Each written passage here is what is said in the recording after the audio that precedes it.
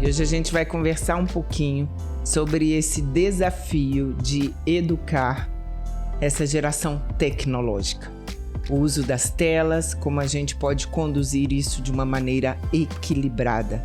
Afinal, não dá mais para viver sem telas, mas a gente precisa viver além das telas. E esse talvez seja o nosso maior desafio. Exatamente. Estamos aqui mais uma vez como auxiliadoras das famílias. De gotinha em gotinha a gente vem trazendo para vocês um pouquinho da prática da saúde emocional e mental nas famílias. E nós sabemos o quão desafiador tem sido educar neste momento de tanta tela, né, Cibele?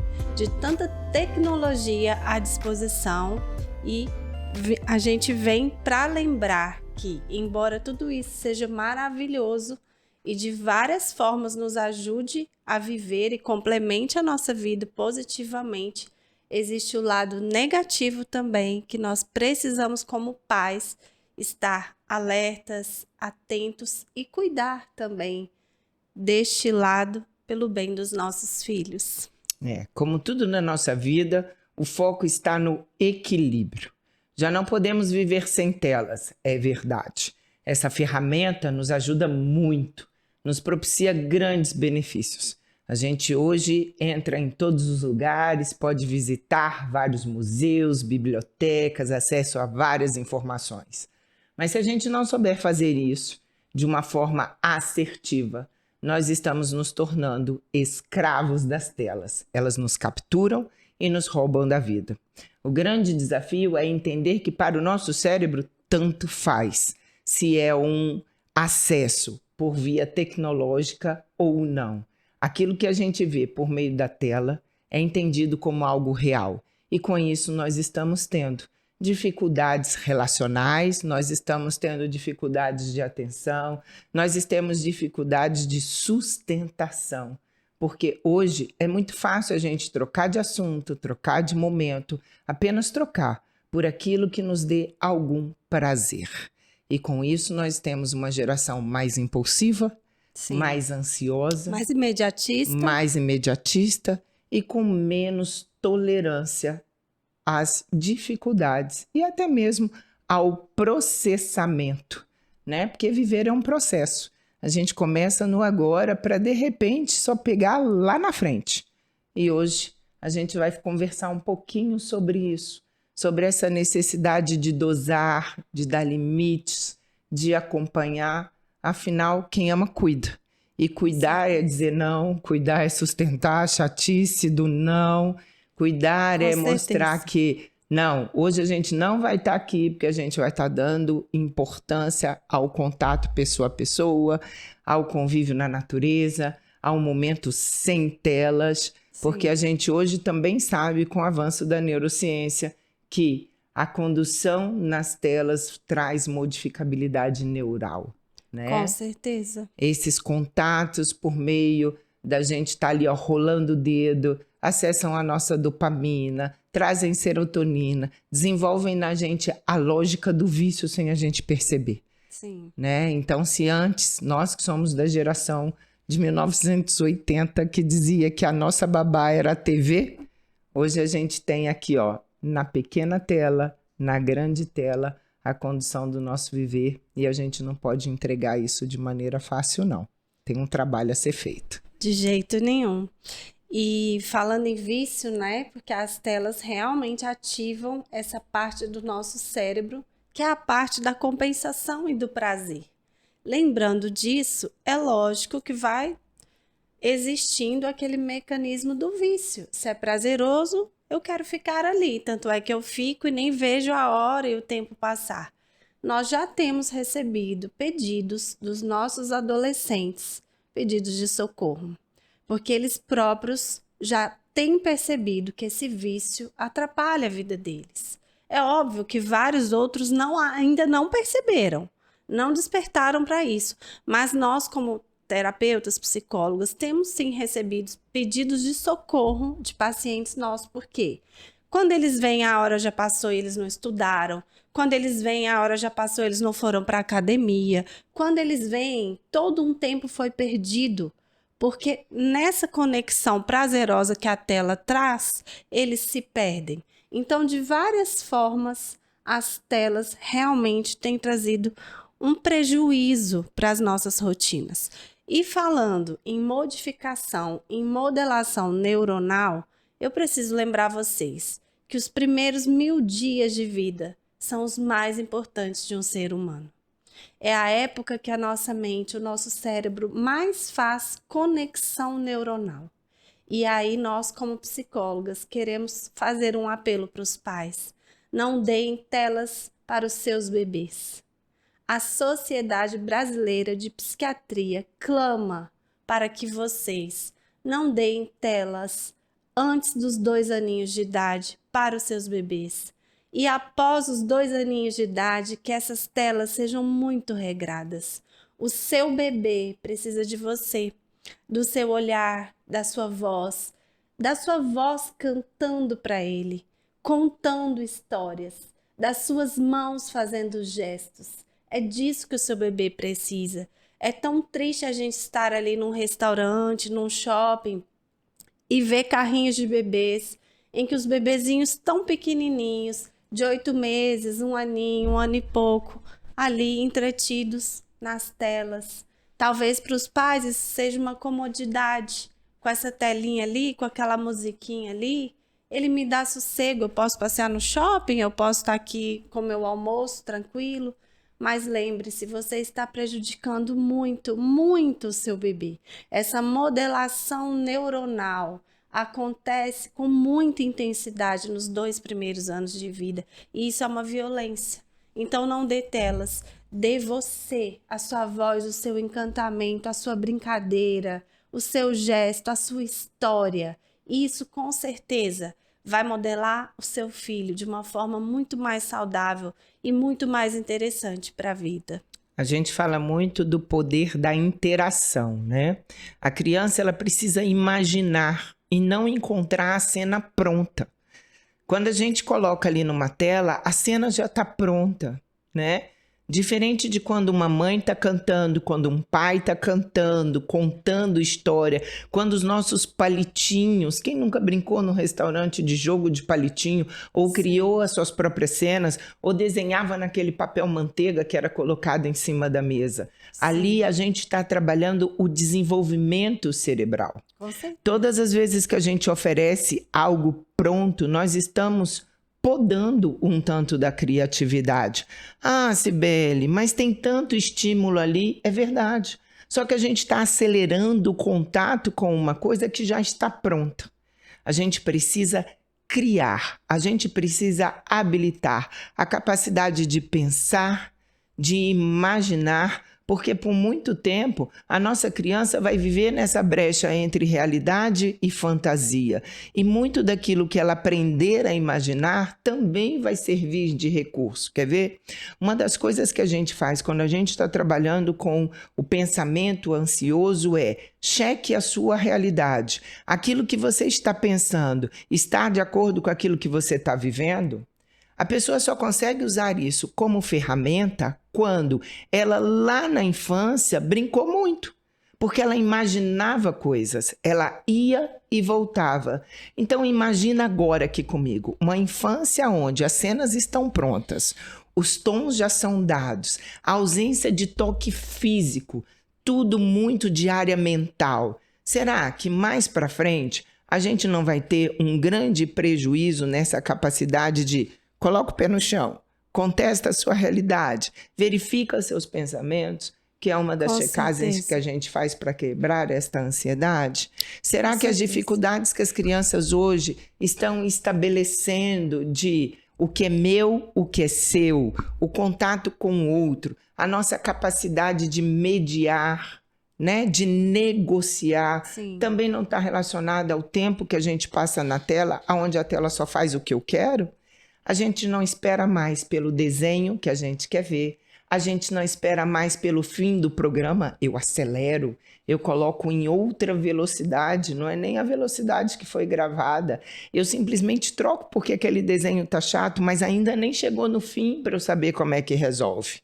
E por quê? Porque a gente acha que sim, estamos proporcionando para os nossos filhos a melhor coisa. Sim. Então a gente se preocupa dele estar ouvindo a musiquinha em inglês, dele estar tendo o ruído branco, dele estar tendo contato com isso e com aquilo, e a gente está deixando de lembrar que o mais importante para o ser humano é o outro humano. Sim, a É vida real. interação, em contato, aprendendo a olhar o que o outro está vendo. Quando a gente está num parque e apresenta o cenário real, olha a cor desta folha, o que é esse gravetinho? Gente, brincar de olhar para a nuvem. Sim. Quantos de nós viajávamos de carro e olhávamos pela janela e tinha que, para vencer o tédio, imaginar o que a nuvem representava, Exatamente. qual era o desenho? Hoje não. A gente faz a viagem inteira olhando para o celular. A gente aprendeu a cantar quantas músicas com os nossos pais? Porque só tinha um rádio no carro e a gente tinha que negociar a nossa, que na época a gente nem chamava assim, de playlist. Sim. Hoje está cada um com o seu fone, escutando a sua música sem compartilhar. Sem compartilhar. Então, ter o equilíbrio é saber que essas ferramentas são importantíssimas. Mas, se a gente não souber usá-las como ferramenta, elas viram as condutoras da nossa vida. Sim, dos nossos maiores problemas. A gente não pode esquecer em momento algum que a primeira infância, do 0 aos 6 aninhos, é a época mais importante para brincar, para imaginar, como a Cibele estava dizendo, para que a criança possa desenvolver a sua coordenação motora fina, ampla, o seu raciocínio lógico, né? As suas habilidades construtivas e de enfrentamento também. E tudo isso só se conquista no mundo real, na vida real. Às vezes os pais acham lindo, nossa, meu filho tem 5 aninhos, sabe tudo nessa tela, resolve tudo nesse computador, ai que lindo, um pequeno gênio. Mal ele sabe que esta criança, com certeza, lá na frente terá várias defasagens, porque não foi construído na época de se construir. Ou transtornos ansiosos, porque acelerou muito o pensamento no momento da vida, que essa criança deveria estar lidando com natureza, com pessoas reais, com joguinhos e brincadeiras de habilidades sociais e socioemocionais, para que esta criança se preparasse para ser um indivíduo saudável emocionalmente lá na frente, na sua adolescência, na sua vida adulta, porque as telas não ensinam ninguém a ser saudável emocionalmente na vida adulta nem na adolescência, muito pelo contrário, o que a gente mais tem é adolescente adoecido devido ao uso excessivo de telas. É através dessas telas que a estima dos nossos adolescentes estão cada vez mais baixas, porque eles só se comparam. Tem adolescente que fala pra gente, poxa, a minha vida não acontece nada de bom. E quando você vai questionar, como assim nada de bom? Eles te trazem um monte de relatos, porque a vida do outro, que ele fica o dia inteiro comparando ali na tela, é mais interessante do que a dele. E a gente tem aquela função de lembrar que a vida que o outro posta não é a vida real. É o que o outro quer mostrar. Enfim, é todo um trabalho, né, tão longo, tão profundo de ressignificação de vida real, de valores reais, de autoamor, de autoestima, que em segundos pode ser destruído ali através de uma tela.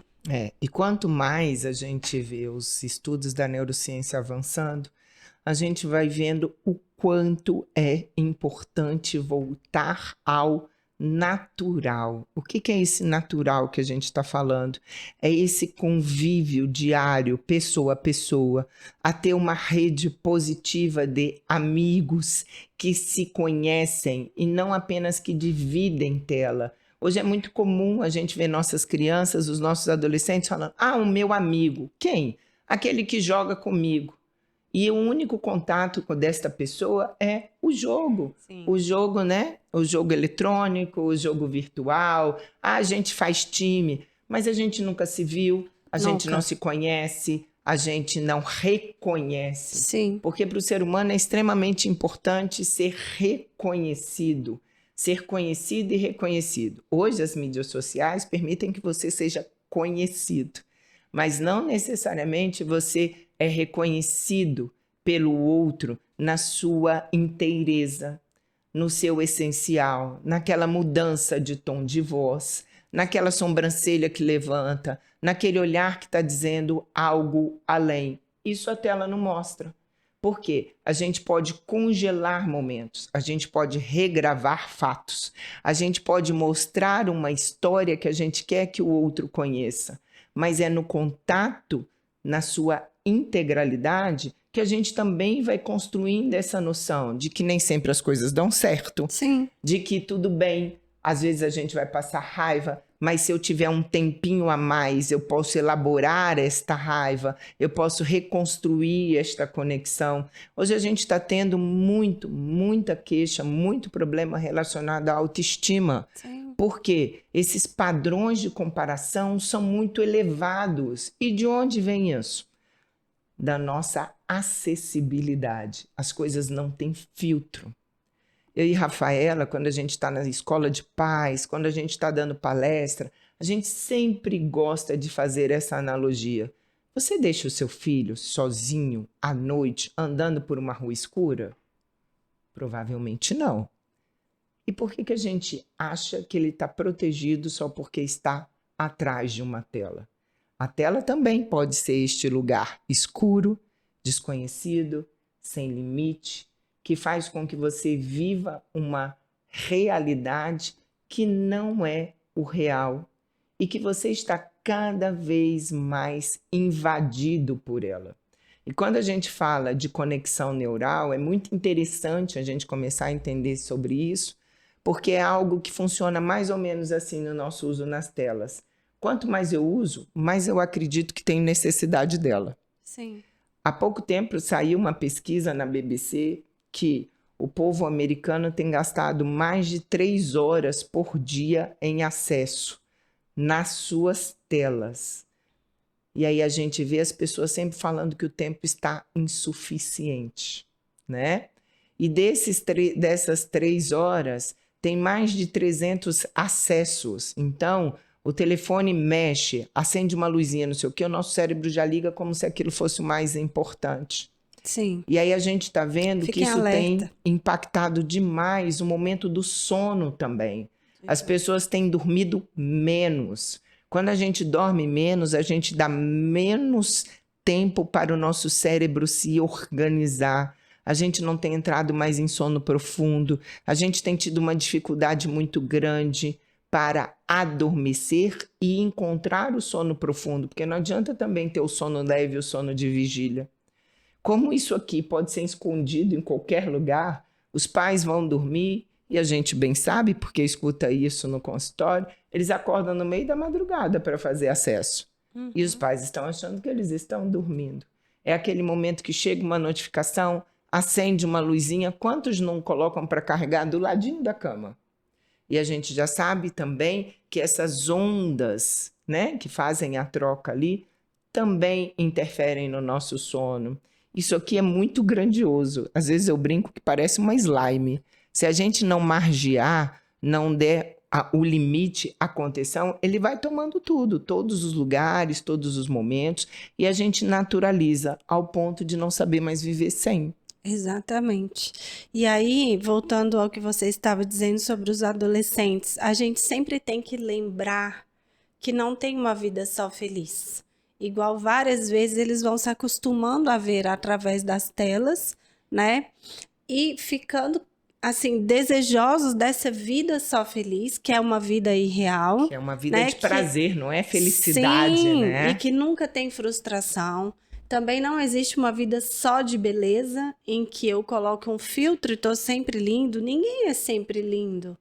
Todo mundo tem os seus momentos que a gente tá mais para baixo, que a gente não quer se arrumar mesmo, ou nem tá tão bonito naquele dia. Tudo bem, ninguém tem que viver com um filtro como as telas proporcionam. E aí, meninas lindas que se acham horríveis, por quê? Eu só me aceito com filtro.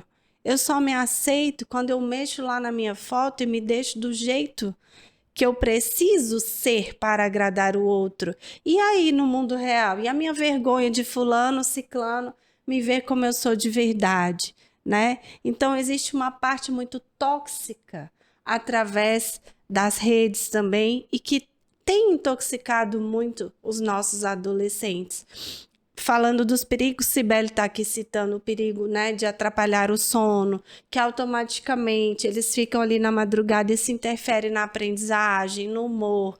No dia seguinte eles estão mal-humorados, com a cabeça rodando, porque eles não têm atenção nem foco. Quem não dormiu a noite inteira jogando ou mexendo numa tela não vai ter foco para a aprendizagem no dia seguinte.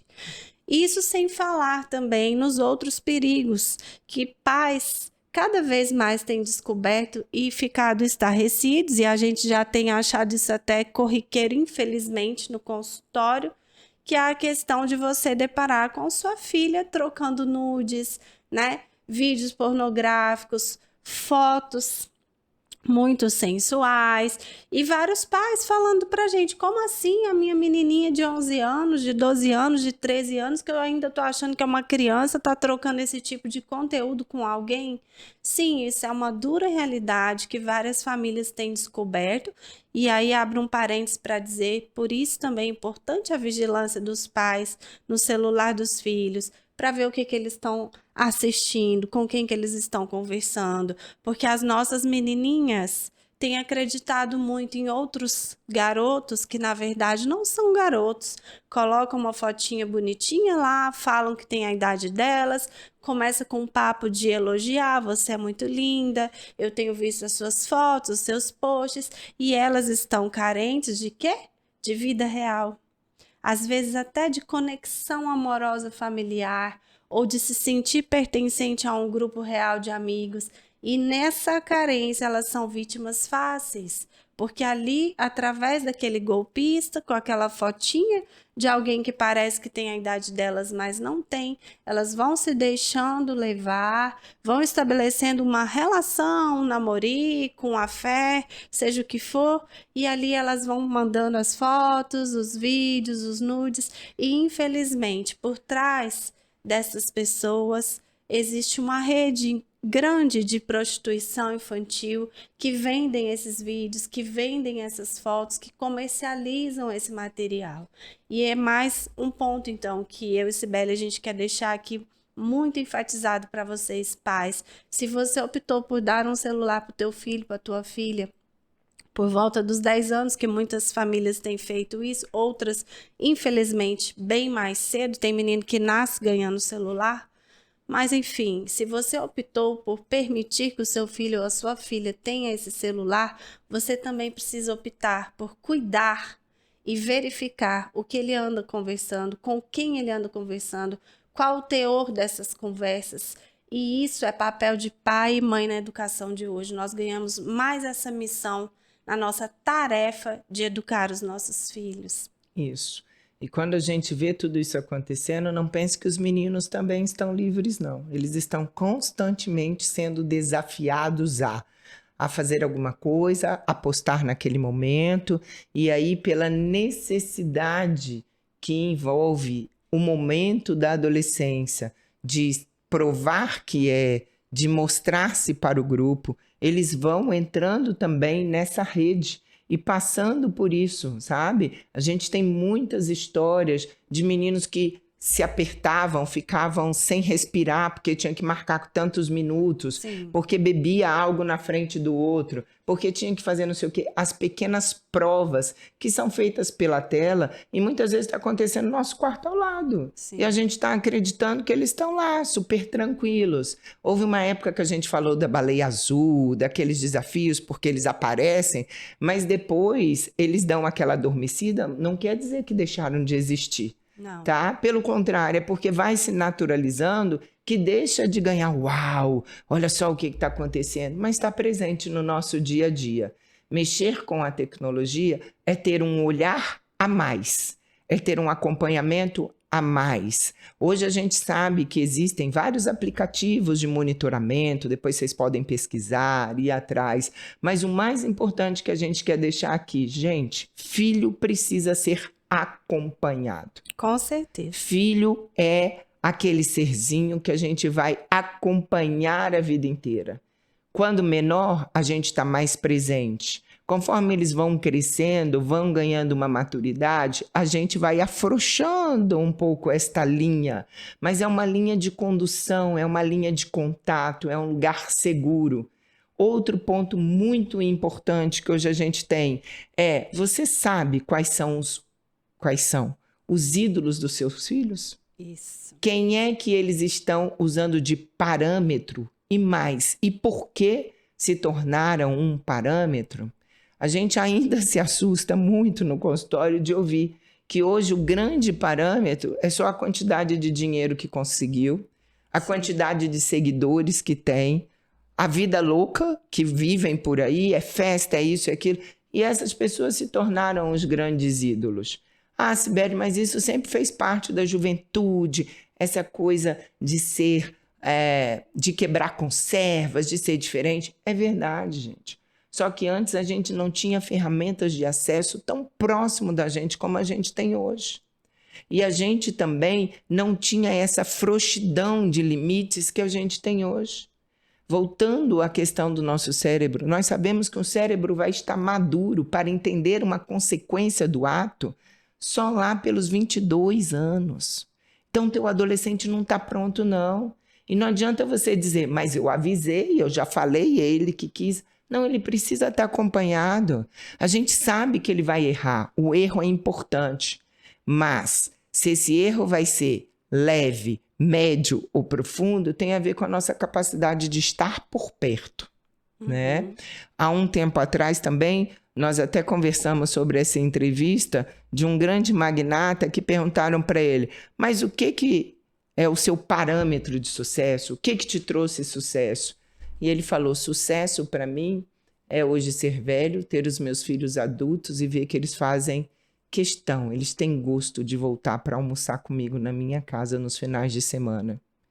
Eu achei assim a reflexão tão importante, porque hoje a gente oferece de um tudo material para os nossos filhos, a gente quer proporcionar as melhores coisas e muitas vezes a gente deixa de estar próximo, a gente deixa de ter vínculo, a gente deixa de se pertencer. E é esse pertencimento que dá a nossa segurança de saber que no meio de uma tempestade a gente tem cipó para se agarrar. Sim. A gente tem para onde voltar.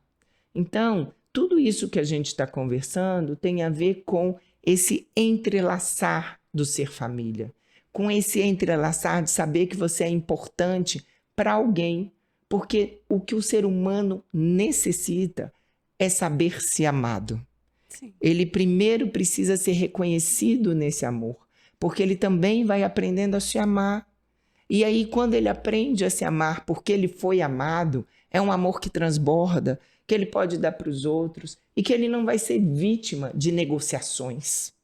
Aí a gente pensa, por que tem tantas relações tóxicas agora? Por que fulano e ciclano se permitiram assim? Será que essa noção do amar e ser amado já não estava fragilizada? Achando que tinha que estar nessa condicionalidade? Hoje a gente vê muito adolescente, muita criança, a gente tem se assustado com isso também, tá? De dizer, não, eu tenho que fazer porque senão eu vou ser cancelado.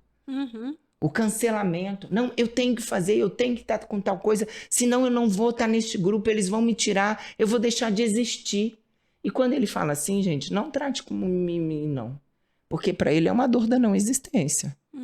A gente precisa estar junto, a gente precisa conversar, a gente precisa acolher, a gente precisa ouvir muito para entender como é que eles estão processando essas informações para a gente poder fazer uma condução.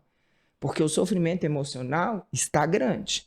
E aí a gente precisa entender o que está acontecendo para poder intervir.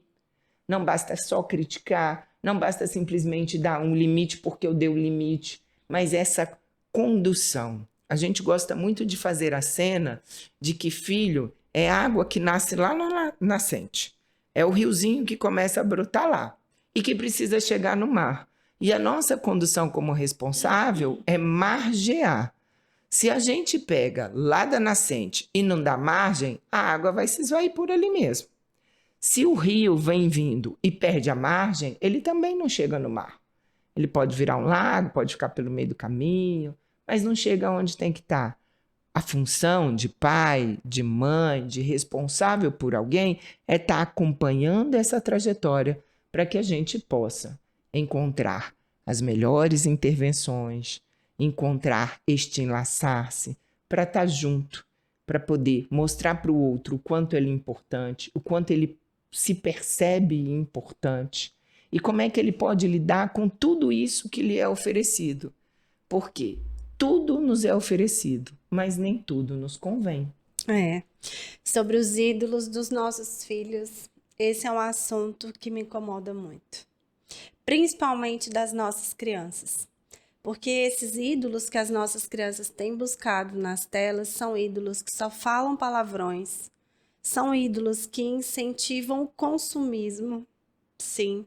São ídolos que dão risadas de coisas que não têm a menor graça, de maldades, de brincadeiras sem graças. Infelizmente, são ídolos que trazem muita vulgaridade, muita palavra e música vulgar para a infância. É claro que a gente não pode blindar os nossos filhos nem protegê-los de tudo isso, mas aí eu quero te dizer uma coisa, pai e mãe. Você precisa ser um ídolo importante na vida do seu filho. Porque até para você pedir, não quero que você veja isso, não quero que você assista aquilo, você tem que ser o exemplo contrário, você tem que doar o seu valor para que ele absorva esse valor. E para isso, você também precisa ser admirável. Por isso que você precisa ser um ídolo também. E para ser admirável, a gente tem que construir essa trama do afeto, de olhar nos olhos, de ter tempo juntos, de se interessar pelo que ele quer te contar, de assistir às séries que ele gosta junto com ele para vocês comentarem, compartilharem, de lerem histórias, praticarem esportes, passar tempo junto. Não há nada mais fortalecedor para a trama do afeto, para essa trama que vai formando a admiração e a conexão amorosa na família, do que o tempo que a gente passa junto, sem as telas, olhando nos olhos, compartilhando, se interessando, ajudando nas dificuldades, auxiliando, doando carinho de uma forma ou de outra, porque o carinho ele também vai mudando. Seu filho não vai querer cola e beijo e cafuné na cabeça a vida inteira. O tipo do carinho ele vai mudando. O carinho, o amor, ele vai estabelecendo linguagens. E para acessar o seu filho e conseguir que ele te admire e ser um ídolo para ele, você precisa conquistar esse espaço também. E não deixar esse espaço vago para que, de repente, venha um ídolo desses que só fala palavrão, que só fala vulgaridade, que incentiva apenas o consumismo e, aliás, incentiva também o não estudar, porque a vida é muito fácil. Eu cheguei até aqui falando baboseira, você pode chegar também para que estudar, não é? Então, nós precisamos rever essa questão dos valores, mas não adianta só proibir, não vai assistir mais. Você tem que dar o seu melhor, o seu ser, para que o seu filho te veja como uma inspiração de ser diferente. E uma coisa que a Rafa trouxe que é muito importante, a gente só consegue fazer uma boa intervenção quando a gente é parte, né? Eu só vou conseguir acessar o meu adolescente quando eu sou parte da vida dele. Quando eu sei do que ele está falando, quando eu conheço a música que ele está escutando, quando eu sei que série que ele está vendo, porque aí a gente começa a trocar. Essa comunicação entre pares, ela é muito importante. E aí, se você fez isso desde a infância, lembra que a gente falou dessa importância? É muito mais fácil acessá-lo. Por quê? É natural na adolescência um certo afastamento, porque ele quer uma diferenciação. Mas é aquele afastamento que dá uma olhadinha para ver se tu tá por perto, se ele precisar. Ele vai dizer que não precisa, mas ele tá dando aquela olhadinha de canto de olho para ver se você tá ali. Né? Tem uma história que contam que eu acho tão linda, de uma viagem de trem que o filho disse que ia fazer sozinho e aí que não queria ninguém por perto e o pai falou, não, pode ir, tudo bem, vai lá, se programa. Ué, você não vai se importar? Não, pode ir, a sua grande viagem, não é? Então vai lá, programa tudo e faz. E o filho foi, entrou no vagão, foi aquilo tudo, ia falando, agora eu dei conta de fazer tudo sozinho. No meio da viagem acontece um problema.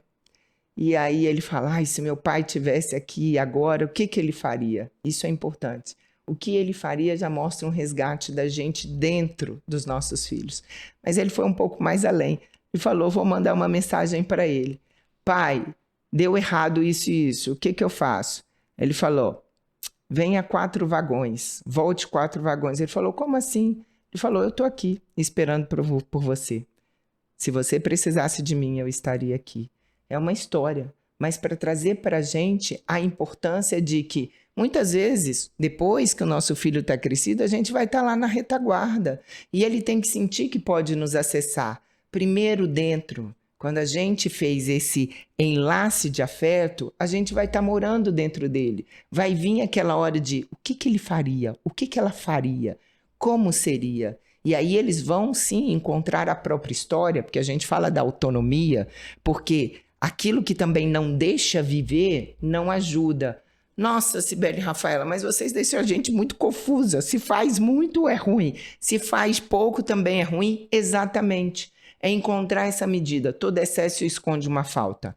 Nem tanto, nem tão pouco. Para mim, a melhor imagem é uma pipa voando. Tem hora que a gente tem que dar linha e tem hora que a gente tem que puxar a linha. Então, no uso equilibrado das telas, porque a gente também não vai demonizar isso aqui. A gente não vai dizer, olha, tem uma vida sem tela, porque a gente sabe que hoje não é mais possível. Mas, se a gente pudesse dar alguns conselhos, seria adie ao máximo o contato, preenchendo a sua vida de viver. Ofereça ao seu filho um maior número de experiências vivenciais, compartilhadas, presença. Sim, no mundo real. No mundo real. Seja muito bom de ouvir o que o outro tem para dizer e também muito bom em contar histórias, porque isso dá para a gente uma conexão afetiva, uma conexão real. Mostre para o seu filho que o que acontece aqui dentro também precisa questionar, precisa procurar fontes seguras. Nem tudo que está aqui é real. Aliás, a grande parte do que está aqui é construído para um fim. E qual é o objetivo disso? Começar a questionar, trazer essa criticidade para a nossa vivência é tão importante.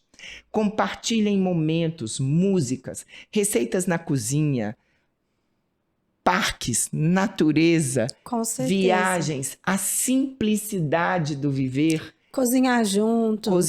Né? Jogar um jogo de tabuleiro. Jogos de tabuleiro são riquíssimos. Nós já falamos isso no nosso outro episódio do podcast. A importância de um jogo de tabuleiro, desse momento em família e quantas conexões que ele traz. Importantíssimo. Né? Então, se você puder adiar, é como o açúcar. Hoje a gente já sabe o que o açúcar faz, não é verdade? Qual é a melhor condução? Adia a entrada de açúcar. A gente pega uma criança e vai adiando ao máximo a chegada do açúcar na vida dele, não é? Assim a gente deveria fazer com as telas, na medida certa, numa quantidade ideal, que você tenha o contato com uma utilidade, mas não para você ter um entorpecimento, de você ficar ali sem ver a sua vida passar, que você use isso aqui para fazer conexões com pessoas reais também, com aquele amigo que está longe, mas que você tem uma amizade e que você pode, de repente, chegar para visitar e saber que vai ser acolhido e reconhecido. Olha como isso é importante. Que você tenha, neste lugar, um lugar de consulta, de conhecimento, de informação, porque não há nada mais triste do que a gente ter uma vasta biblioteca e não saber o que você quer pesquisar, não saber o que você quer descobrir ali naquele momento. Ter um uso equilibrado é um grande desafio. Sabe por quê? Porque a gente também foi engolido por isso. Se a gente for honesto, a gente vai ver que a gente passa muitas horas do nosso dia aqui. Que muitas vezes o teu filho vem conversar com você e você fala, peraí, só um minutinho que eu estou fazendo tal coisa. Não é incomum a gente ouvir no consultório assim, Olha, minha mãe ou meu pai não me dão atenção não, eles estão sempre no celular, ou estão trabalhando, ou estão resolvendo alguma coisa, e aí eles não conseguem nem me ouvir. Esse é um indicativo muito importante. Você está parando para ouvir? Você sabe de fato o que ele está trazendo para você? Vocês têm um assunto em comum? Vocês se leem? Vocês se reconhecem? Porque quanto mais a gente estiver junto, menos a gente precisa disso aqui. Quanto mais a gente tiver construções, menos a gente vai precisar de uma vida que está sendo vendida aqui dentro.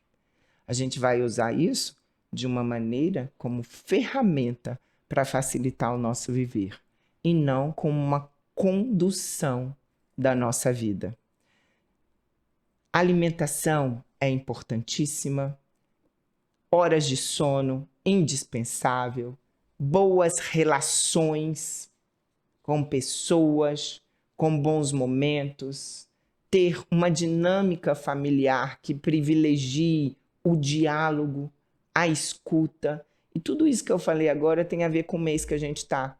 Você já deve ter ouvido falar do Setembro Amarelo, que é uma campanha de prevenção ao suicídio, que tem mostrado que por mais que a gente fale de saúde mental e saúde emocional, esses números continuam muito altos. Infelizmente. E o que muito nos entristece, isso tem chegado para crianças, para os adolescentes, porque a vida virou esse lugar de, tudo bem, não tem mais o que fazer, é desse jeito.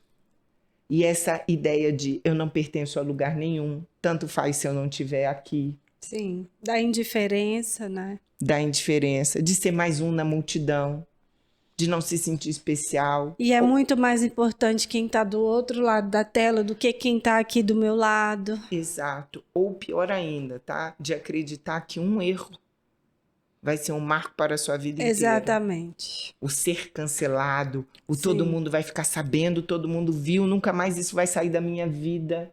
Exato. Então, isso tudo gera um grau de ansiedade tão elevado que viver se torna um grande desafio temeroso, porque desafios são importantes. Quando a gente percebe que consegue superá-los. Mas quando este monstro está muito maior do que as ferramentas que eu tenho, aí sim é aí uma sensação adoecedor. de que eu não tenho mais vida. Sim, Só paralisa. me resta morrer. Exato. Então a gente precisa estar muito atento ao que está sendo dito, ao que está sendo visto e mais ainda, né, Rafa? Aquilo que nós estamos nos permitindo viver. Sim, e por falar nessa comunicação entre famílias, os pais reclamam muito pra gente que os filhos não saem dos celulares e das telas, mas os filhos também reclamam muito pra gente em consultório, que os pais não escutam, só olham para as telas, seja a tela da TV, seja a tela do computador, seja a tela do celular. Então, essa mesma queixa que os pais hoje têm sobre os filhos também têm sobre os pais. Nós recebemos muito essa queixa no consultório. Então, esse processo da comunicação, ele está ficando interrompido nas duas vias. E para que ele seja efetivo, nós precisamos que nas duas vias ele possa ser modificado. E essa comunicação também escrita tem ficado muito prejudicada nos nossos adolescentes.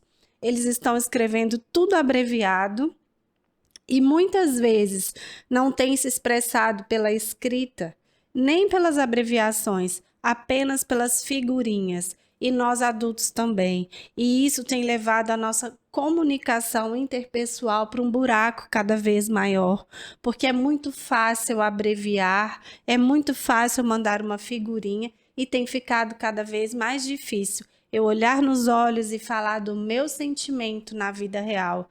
Eu olhar nos olhos e pedir aquele perdão, aquela desculpa. Eu olhar nos olhos e enxergar aquela tristeza que está ali do lado em quem está ao meu lado, né? Então tem ficado muito complicado aquele abraço da vida real que você só tem mandado uma figurinha lá com alguém se abraçando.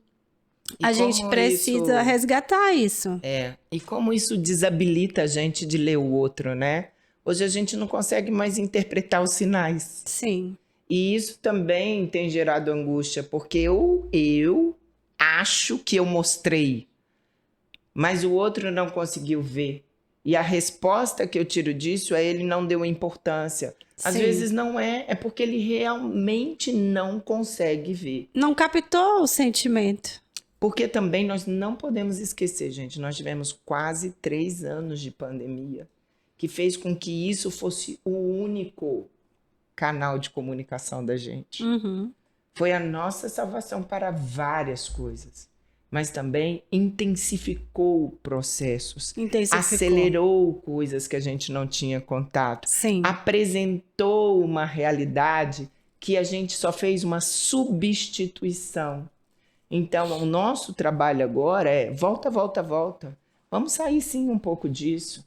Vamos resgatar aqueles momentos de piquenique, de pedalada, de ir numa pista de skate, de fazer um churrasco, das pessoas cantarem juntas, sim, da gente tocar um violão. Exato, de compartilhar músicas. Ah, estamos lá, agora é a sua vez, agora é a minha. Não, vocês já ouviram essa letra? Contar a história da música é trazer aquilo que é humanizante para a nossa vivência. Porque as telas vão estar lá o tempo todo. E está só começando, é verdade, porque com o avanço da inteligência artificial, não é, Rafa? A gente está vendo aí, não preciso nem conversar. Outro dia eu ri muito com um adolescente. Ele falou, Cibele, você já pensou sobre a sua profissão? Aí eu falei, o quê?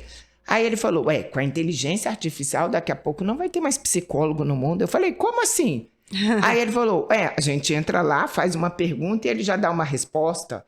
Aí eu falei, e você acha mesmo que fazer terapia é encontrar a resposta do outro ou construir a sua própria resposta? Ele. Não, e ninguém vive de respostas prontas. Mesmo quando a gente tem as nossas respostas, a gente tem que trabalhar sobre elas. E a cara de espanto dele, gente, com essa intervenção foi muito engraçada, porque ele falou... eu acho que você ainda tem alguns anos de profissão garantida. Então é isso, a gente precisa entender o que está acontecendo para poder fazer bom uso, né? Porque senão não adianta também a gente falar, não usa, bota em tal lugar. Se eu não souber, eu não consigo fazer intervenção. Então tudo isso é para a gente estar sempre mais próximo, mais unido, com o seu tempo de qualidade. Porque, eu não tenho tanto tempo assim, mas o tempo que você tiver... Faça com qualidade, sim. Esteja presente, viva aquele momento. A gente tem que lembrar que tudo na vida, o saudável é o equilíbrio. Nem o 8, nem o 80.